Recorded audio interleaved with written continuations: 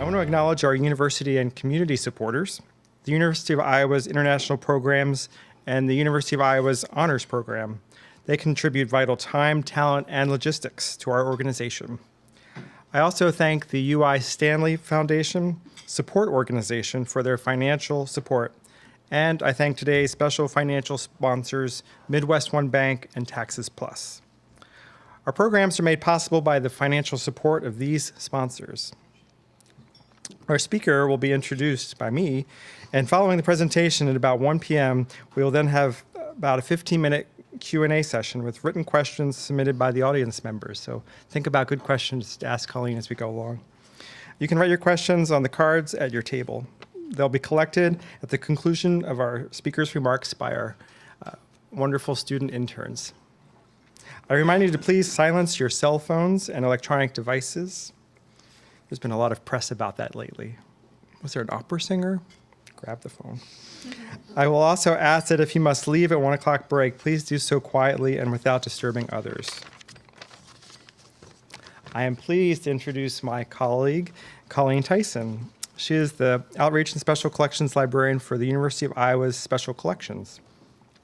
She coordinates the media team, including the Special Collections Tumblr, which was named the New and Notable by Tumblr in 2013. She also directs and hosts the YouTube channel Stackspedition. It's an awesome collection of videos. You should take a look at those. And in 2015, this year, she was named a mover and shaker by Library Journal. Colleen holds an MS in information from the University of Michigan, where she specialized in archives and records management. Please join me in welcoming Colleen Tyson.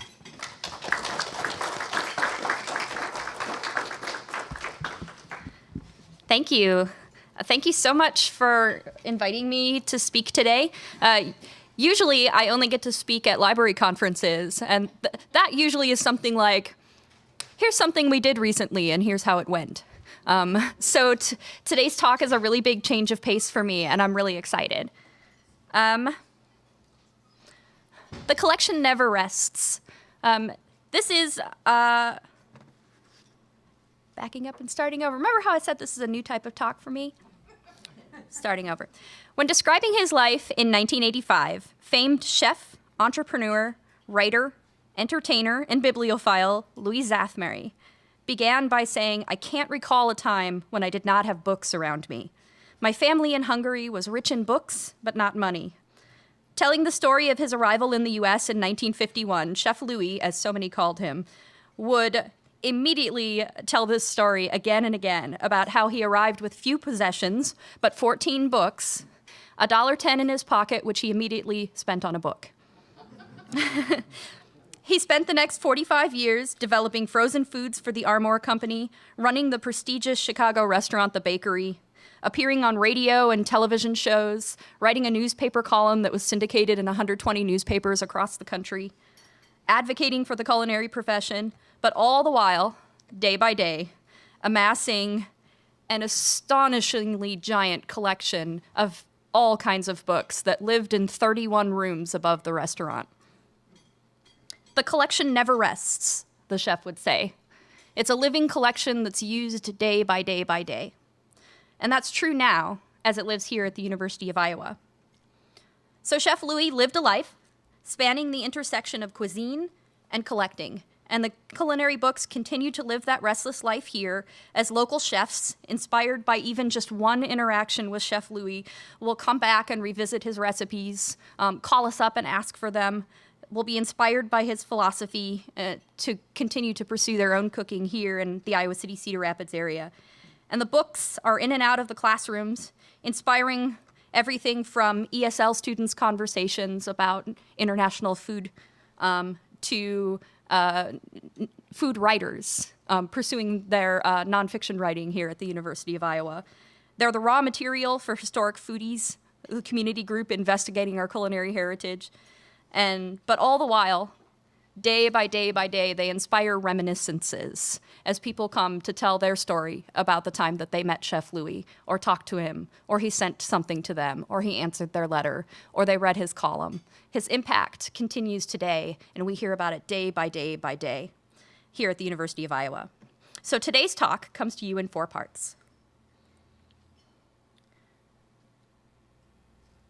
which will be the next slide. Hi, my name is Colleen Tyson. I'm a special collections librarian. I trained as an archivist. I did not personally know Chef Louis, so I speak to you today as an archivist. If I had a Homeric epithet, it would be keeper of memory. And that's what I do, even on a day like today. Everyone comes to me and tells me their stories about Chef Louis. So today's talk is in 4 parts, as I said. The first part is Chef Louis. The second part, completely intertwined, is Chef Louis's collection.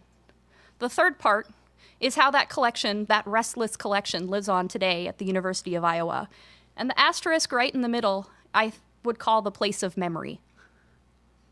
That's the space I speak from as an archivist, as a librarian, and the space that we'll explore for this talk today. You know, as we sample fantastic dishes, it's the perfect setting to talk about the impact and legacy of a chef, of a culinary collection, and of our historic foodways that have led us to this dinner today. Okay, I start with this word because as an archivist, the central concern of an archivist job is appraisal.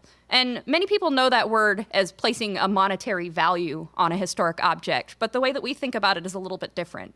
The technical definition for an archivist is how do we decide what to keep? You know, who are we keeping it for? How do we decide who we're keeping it for?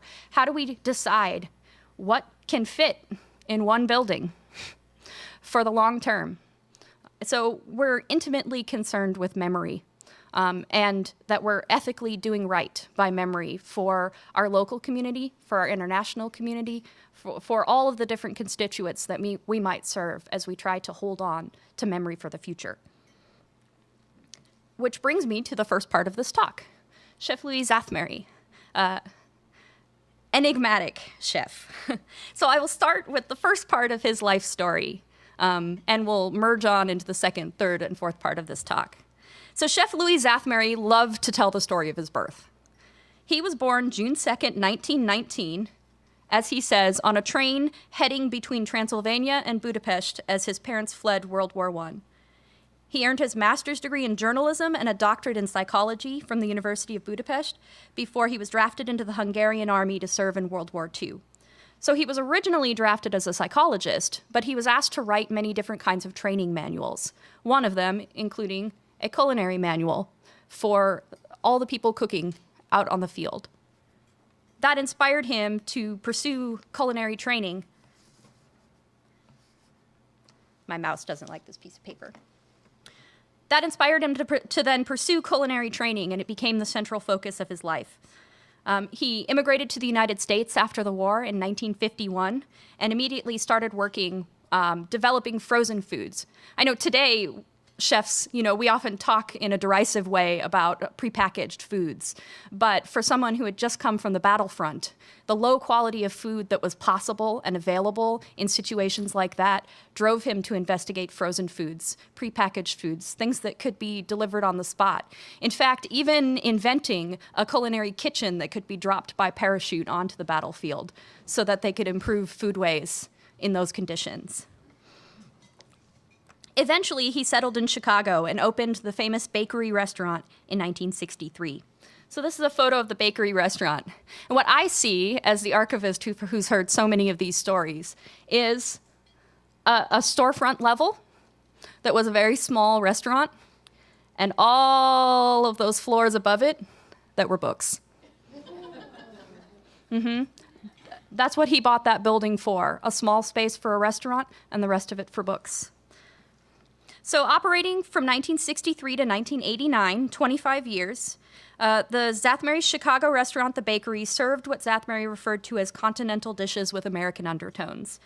The inclusion of exotic European dishes expanded the fine dining in Chicago and made the bakery a popular regional destination, even international destination, with the most famous recipe being an individual-sized beef Wellington that chefs still call us several times a year, trying to locate this recipe, trying to bring this back.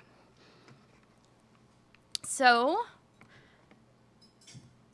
reflecting on his restaurant, Chef Szathmary says, "My restaurant was very small, just 117 chairs downstairs for the customers to sit in. But I owned the whole building, you see, and upstairs there were 31 rooms and 17 apartments, and those were for the books. The next photo is the books. We're making the transition into those interconnected pieces, a life and a collection. Chef Louis Szathmary was profiled in a book by Nicholas Bazin called A Gentle Madness, about the most dedicated, obsessed book collectors and bibliophiles. And in this, Chef Louis was quoted as saying, "When you bet on a horse race, you bet for a win, for a place, or for show. When you buy books, you buy some to read, some to own, and some for reference. You want to possess the books, you want to own them, and you want to hold them. Perhaps you even hope you might read them." So Chef Louis was a very generous person. In the stories, again and again, those are the stories that I collect, are stories of generosity. And he displayed that generosity on many different fronts. One was as a writer. Collecting all of this information, collecting all of these books, all of that was channeled into the work that he did, preparing books like American Gastronomy on the history of food in America, and The Chef's Secret. Even there, the goal of that book was to give away the chef's secrets, to give them back to the people so that they can use them and learn from them. He produced 5 cookbooks of his own and edited a series, Cookery in America, Cookery Americana series, that included at least 15 volumes in that series as well. So writer and editor. I transition into this magazine next because this is the issue in 1983 when he was on the cover of Epicure magazine. And even in this magazine, when you open it up, it says, "Ask Chef Louis. With each order, you will receive a certificate that entitles you to write to Chef Louis for the answer to any culinary question. And he will send you back the answer. You only need place an order from this catalog." Whether it's a radio show or a television show or answering the questions that people wrote in or even giving travel advice, Chef Louis was always spilling his secrets. You'd often see him with a television camera following him. He was famous for his garnishes and designs that he carved out of vegetables, making them into scenes, and many appearances on television. And I'm not sure, but I think this might be Charlie Rose. I know he was a host, but I haven't confirmed that yet, and I don't have any data on this photo. But tell me if you think he looks familiar.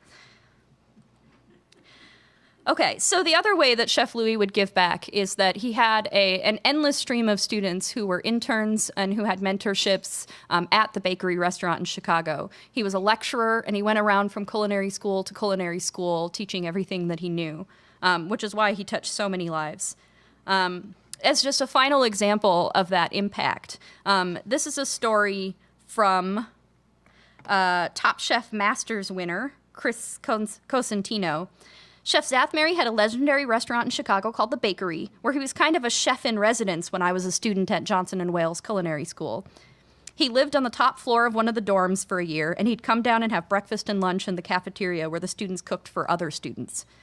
Some kid was moaning about how the food stunk, and Chef Louis, who was very old at this point, leaned over and said, "You're blind to what's in front of you."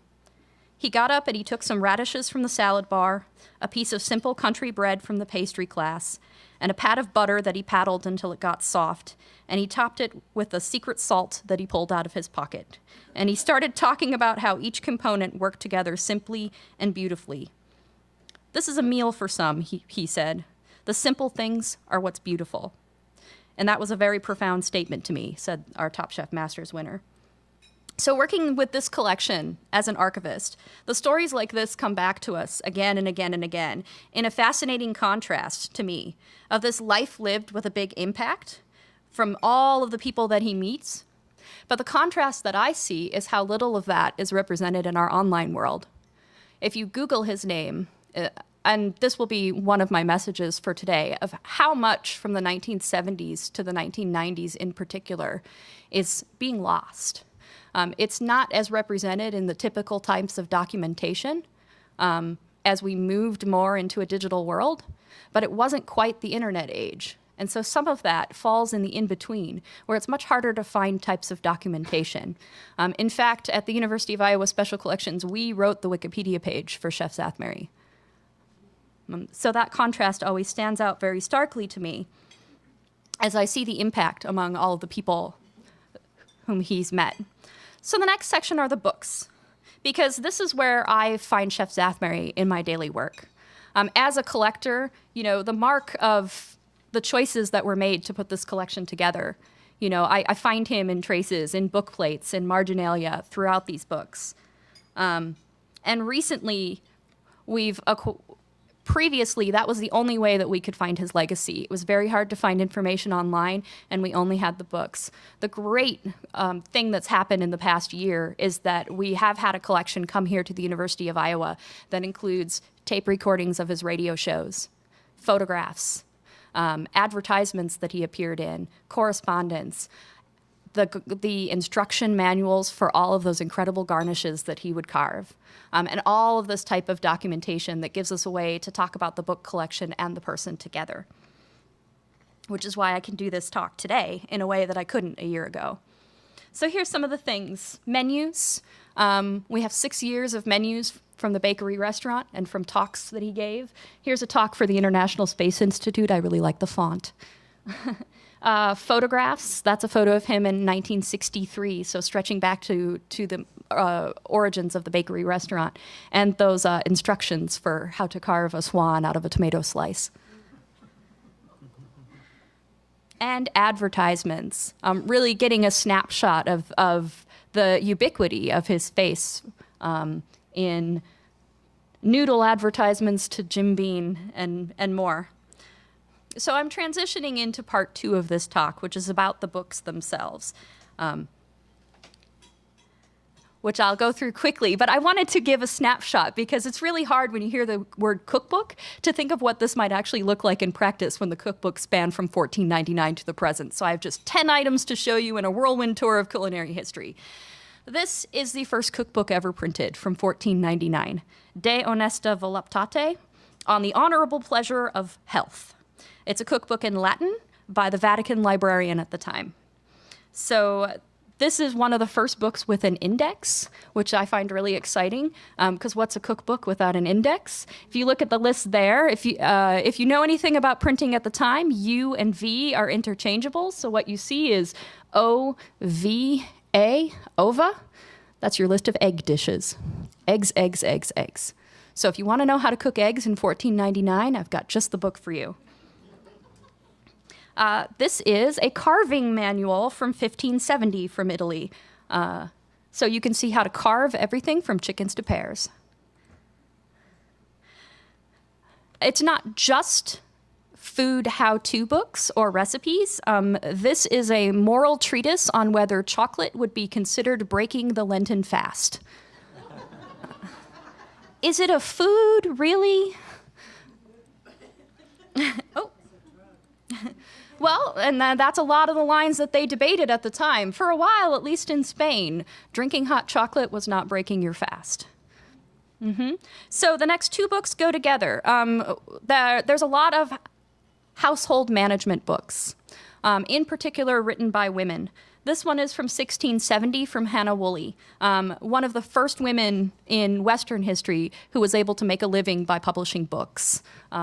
And what I love about it is from 80 years later, there's an inscription from an Elizabeth, her book, December 1788. And so that's a lot of what we can learn from these books, too, is the history of ownership. So often that women's history is found in margins like this, because it wasn't recorded and documented in the same way that we have other types of historic documents.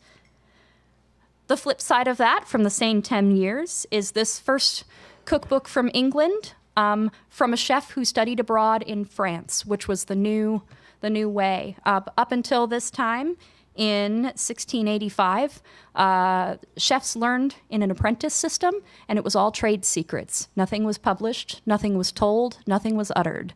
And so this is his, much like Chef Szathmary, his tell-all book of secrets. Next, I'm skipping to the 19th century to Sarah Josepha Hale, one of the most famous names in American culinary history. I guarantee that every one of you has memorized one of her poems because she's the one who wrote Mary Had a Little Lamb.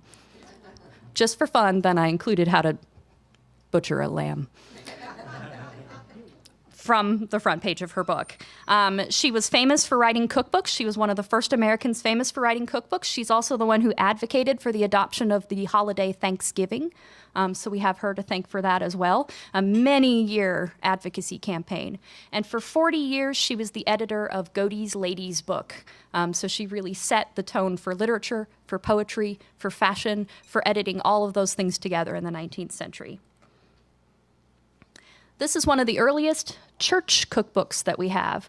I tried to show how in 1895 they put a photo of the church on the front of the book, but it's hard to see on the original as well.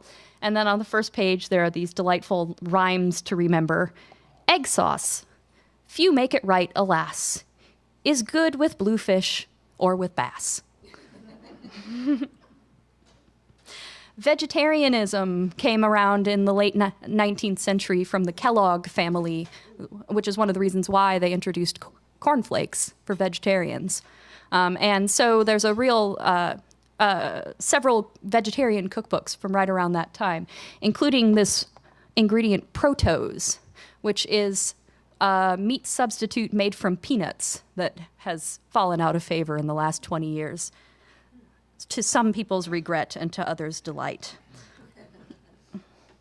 The Belgian Relief Cookbook, an important book for its Iowa connection. Herbert Hoover is the one who managed one of the greatest food relief campaigns of all time.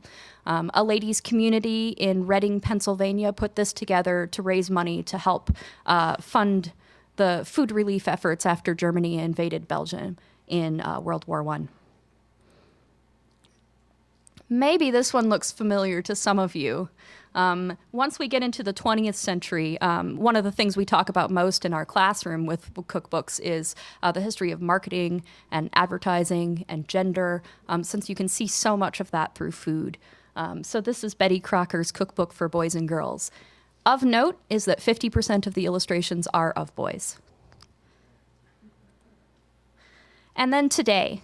So the Restless collection does continue to grow.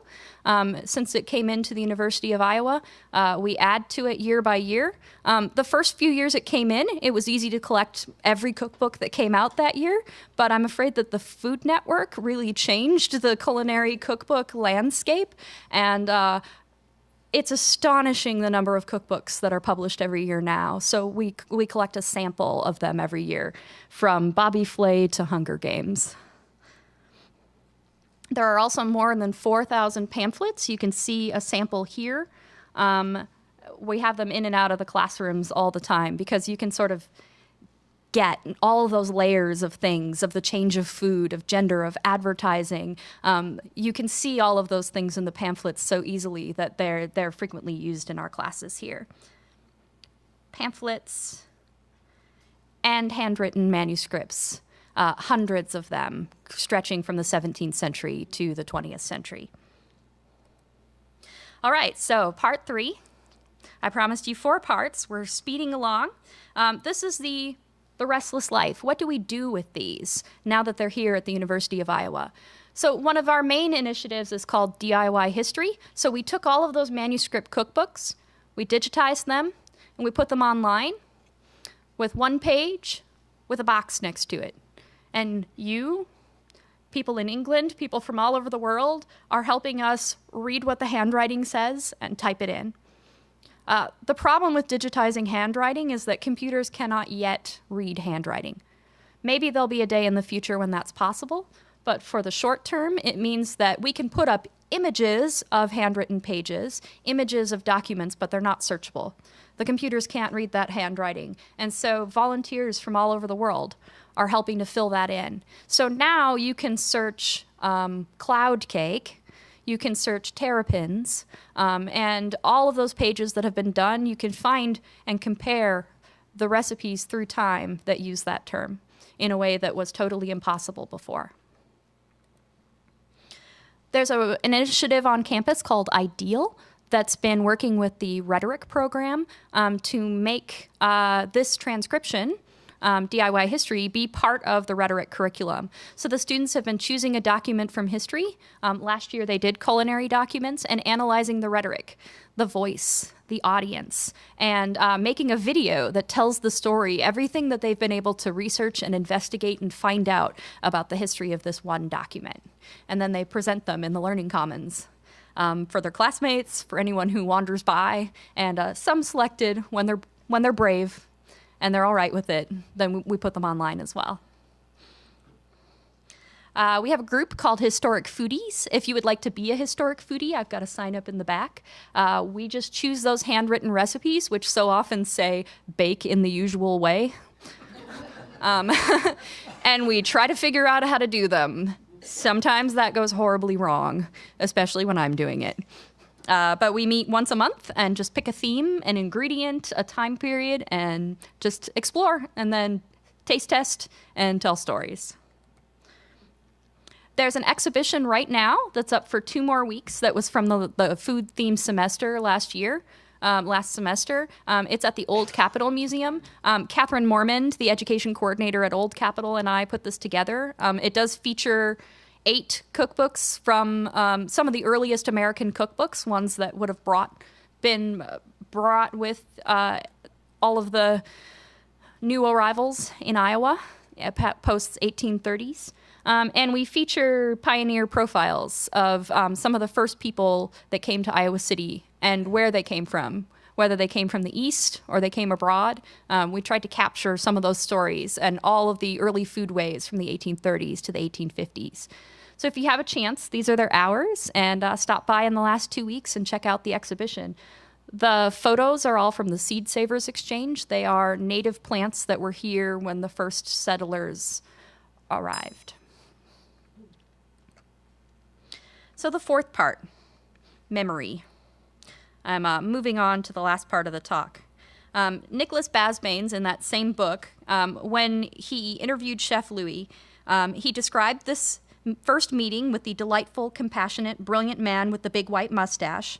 And he said, when I asked how it feels to give away the books, because Chef Szathmary had just started packing up all of his books for donation to several different collections, when I asked how it feels to give away the books that were such an indelible part of his generous soul, Chef Szathmary responded, the books I give away now, they stay in my heart just like all the others. I don't have to see them to love them. So, this is my pitch for memory. I loved this quote from my friend on Twitter, in the field. She said, I keep telling you folks, you want immortality? Write your full name in your books and when you bought them and how much you paid for them. And thinking of that plea about our 1970s to 1990s especially that are being lost, anything that was on those early computers in particular is very hard to recover. And all of our digital photos. IMG underscore or 0499 is not very helpful for figuring out who's in a photo. On all of those default file names for all of our digital photos. Metadata is a love note to the future. If I have any closing remarks, I'm working on both of those layers as an archivist and as a fan of Chef Louis and as someone who works with this collection. That documentation that came in with the new collection was so key. We can look in between the layers and we can find out more, but anything you can do with your own collections. We remember big lives and small lives, and names on the back of photos help tremendously in that work. So do what you can to write down who's in photos. And so, in conclusion, I put up Chef Louis' signatures because he signed every letter that went out, every cookbook, and he always drew a little caricature of himself in his signature. So even that has that enigmatic personality. But in conclusion, the man, the collection, the continuing life, archives, and memory, my message is just come in and use this collection. It's an incredible resource, one of the largest in the world, that's right here on the 3rd floor of the main library. And it can continue to live that restless life as long as we find a way to use it. We're getting more of it online, but the books, it's different when you hold them in your hands. So the third floor, we're open 8:30 to 5, Monday through Friday, with evening hours until 7 on Thursdays. And you don't need an appointment. You just need the will and the interest to stop by, and we'll pull anything out of the back. If you need to just go back there, send me an email. We'll see what we can do. So I've got sign-up sheets if you want to join the Iowa bibliophiles or the historic foodies, or if you just want to receive updates from special collections. But all of this material, it's here for you. So find a way to use it, and we'd be happy to help.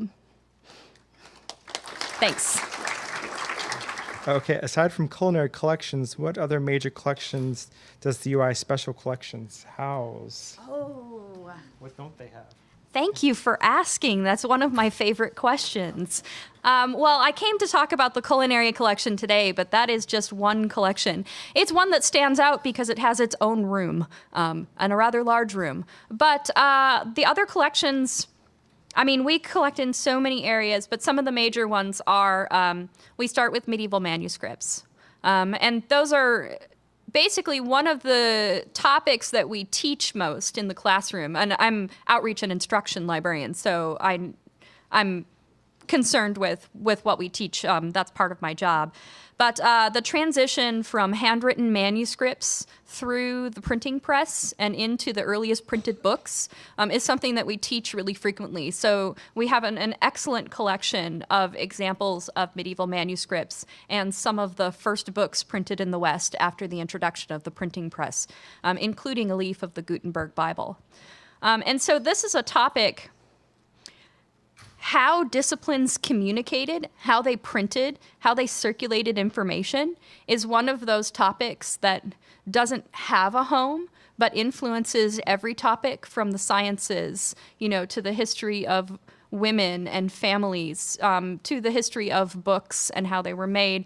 Every discipline on campus has that communication at its core. And so that's something that we end up taking on a lot at the library, especially for those earliest topics.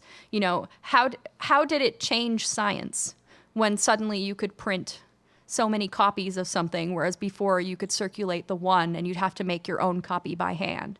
That's something we end up talking about a lot and teaching about with those earliest examples of printing. So medieval manuscripts and the earliest printed books are one of our large collecting areas. That ends up also then serving the Center for the Book on campus, since they're concerned with actually how these things were made physically and often recreating those processes, especially with Tim Barrett on campus, the Fulbright paper maker, our National Genius Grant Award winner, who is focused on the history of paper. So we work a lot with the Center for the Book as well, and the history of the materials and how they were made. Other collecting areas are all over the place. Actually, science fiction is one of our largest collecting areas. In particular, the 1930s to the 1950s, we now have well documented the fan communities and their types of publications that they made as that emerged as a subculture. So they would print at home fanzines, sometimes with those jelly pans, hectograph printing, peeling off one copy at a time, or with mimeograph machines. And they'd print just a few copies and circulate them to each other. And so we really preserve that both as an interesting history in the 20th century as a type of subculture, but as a type of printing, as a type of independent printing that existed in the 20th century. Railroads. And the documentation of the emergence of railroads in the 19th century, especially since we were right in the middle, that gives us a good spot to have a lot of documentation. For quite a while in the 19th century, the railroads went to Iowa, and there was a period where there's a lot of correspondence back and forth, even with Brigham Young, trying to get the railroads to go beyond Iowa. So we have that very well documented. What else? Women's history. So a related department in special collections is the Iowa Women's Archives, which is concerned with the history of documenting women in Iowa. In particular, the Mujeres Latinas collection, which documents the history of all of our Hispanic community in the history of their presence in Iowa. So that's a great, incredible resource. That works as a really good pair because the history of the type of documentation that a special collections would collect tended to be from the top of an organization, or, the big names in history, which is one type of voice in history. The Iowa Women's Archives tends to document in other ways, with diaries, with letters, and it gets far more at the individual's voice in history, which means that with those as a complement, we can find more histories and tell a more complete story than we could before. And they're having their 25th anniversary next year, so you'll be hearing from us. Yeah, we have a really big 2 years coming up. We're also the home of the International Dada Archive, and Dada as an art movement is coming upon its 100th anniversary, so we will have that in 2017. Shakespeare's first folio is traveling here, so from the Folger Shakespeare Library in 2016. So we'll have a very large Shakespeare exhibition coming up. There's so many. And our exhibition space is going to open in the library, and the first exhibition will be on James Van Allen. We recently had digitized all of the first data tapes from space. So pre-NASA, James Van Allen and his graduate assistants set up these machines to record what we call space beeps, just the sound that was coming back from space.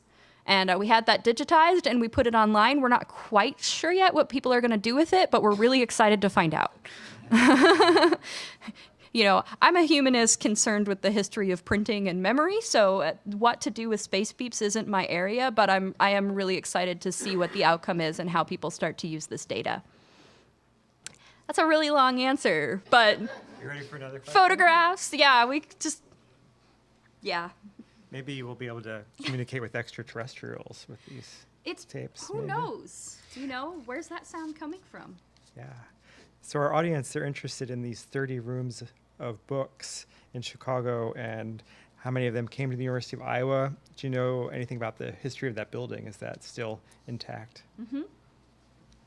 The building is still intact. And it's gone back and forth as it's been a restaurant or something else, but the building is still there. The 31 rooms of books were many, many, many collections of books. Chef Louis actually had nearly 50,000 books, and about 19,000 of them came here. Included in those were a very large collection of everything ever published about Hungary. Because of his heritage. Also, every Hungarian cookbook ever printed. And some of those were included, and some of those were the ones that he treasured most and that stayed with him and are still in the family, I believe. He also was really fascinated by Franz Liszt, the musician, and had extensive collections relating to the musician that went to another university. What were the other ones? There were so many book collections. I'm not remembering all of them right now, but we did write as many of them as we could find on the Wikipedia page when we made it. So if you'd like to see all of the different... I don't have internet access right now, but if you'd like to see all of the different institutions where they went, they're there. A menu collection, including menus from every White House administration, went to Johnson & Wales, the culinary school that he had a relationship with during his lifetime. And they also got a 200,000 item history of culinary objects collection that went to their museum. So everything used for cooking from all of history, from egg beaters to I don't even know what, but 16 semi-truckloads went to Johnson & Wales University. So if you'd like to see the stuff, you have to go to Rhode Island. Question. People are wondering if Chef Louis' estate might help with the library's acquisitions of cookbooks, or how that works. We don't have connection anymore to Chef Louis' estate. So there isn't any continued support for the cookbooks. But we do, it's part of the overall library acquisitions. It's a research area here on campus. So it's not kept up in exactly the same way, where whereas in 1989 we could purchase a handful of cookbooks and have almost everything that was published that year. Publishing has just changed dramatically since that time for the culinary arts. And so our curators, our librarians do the best that we can using all of the strategies that libraries use to determine what a representative sample would be for that year, of the biggest trends for that year, of the biggest sellers, and using those criteria, purchase a sample to keep up the historic record with the collection. Some people are wondering about how Chef Louis came up with enough money to open the bakery, and the entire building seems like it would be very expensive. Was this through his frozen foods business, or how old was he? Also related, how old was he when the bakery opened? Mm-hmm. Well, he came to the United States in 1951, and I believe the bakery opened in 1963. So in that time, in the span of that time, I know that he started at the very beginning working on the East Coast. In some of my research, I've found him working at a Jesuit institution. I've found him working for sort of as a personal chef for some big name folks. He had many jobs, but it does seem that then after a brief time working some odd jobs like that, worked for the Armour and the Stouffer's company. And that was pretty high-level work. So I don't know the whole story about how he found himself in that position. I think by being a big personality with the talent to back it up, But I do know that in his time at the Armour Stouffer's company, that the spinach souffle TV dinner that he developed was the one, at least until a few years ago, that was still being sold.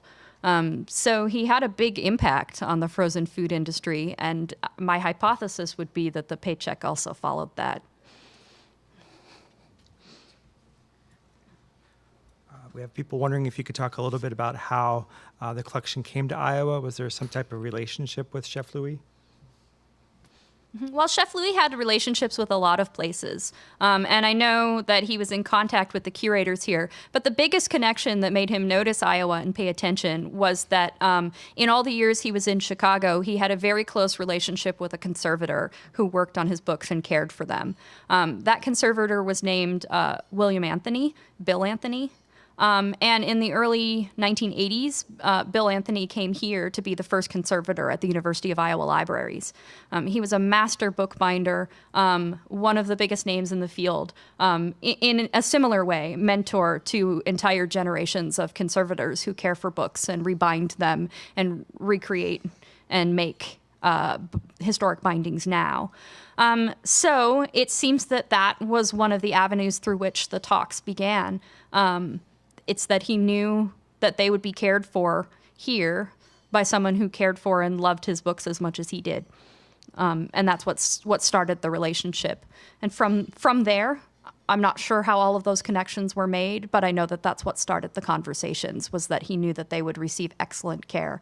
And that continues to be the case with our generations of conservators that have followed, each of whom has worked on books. It's another interesting trace in the collection where they, as conservators, work on books, repair them, reinforce them. They write notes about everything that they've done. And so I see that history as well as I walk through the collections. I see the notes that demonstrate the work that's been done on the books to make sure that they're strong enough to continue to be used. And I see their legacy as well on the collection, and that those legacies are intertwined as well.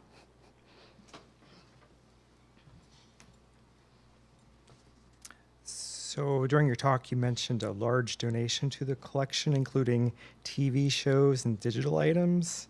Could you talk a little bit about where this came from? Mm-hmm. Well, it's actually not a donation. It's a little more complicated than that. It was an abandoned storage locker. And someone contacted us and said, I've got these boxes of things that say Chef Louis, and when I Googled it, I found that you had some stuff. Do you want it?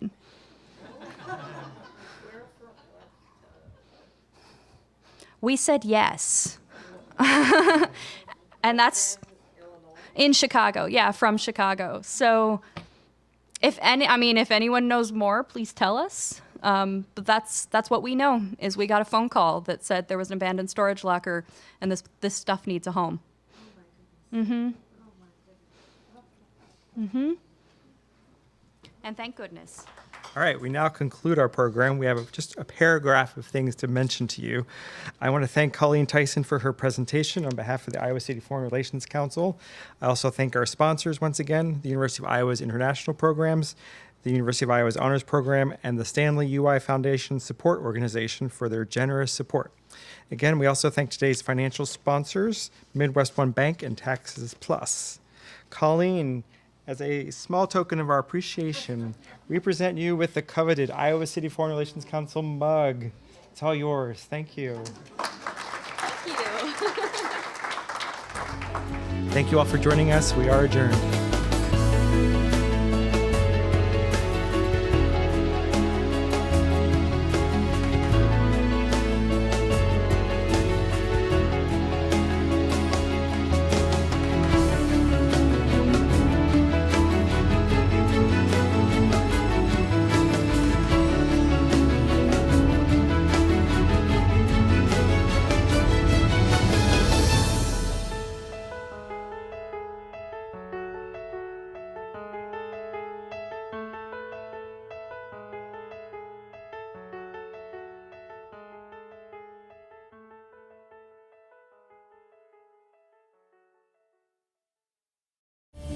You're watching City Channel 4. On TV, online, on demand, on Facebook, and now on the go on your mobile device.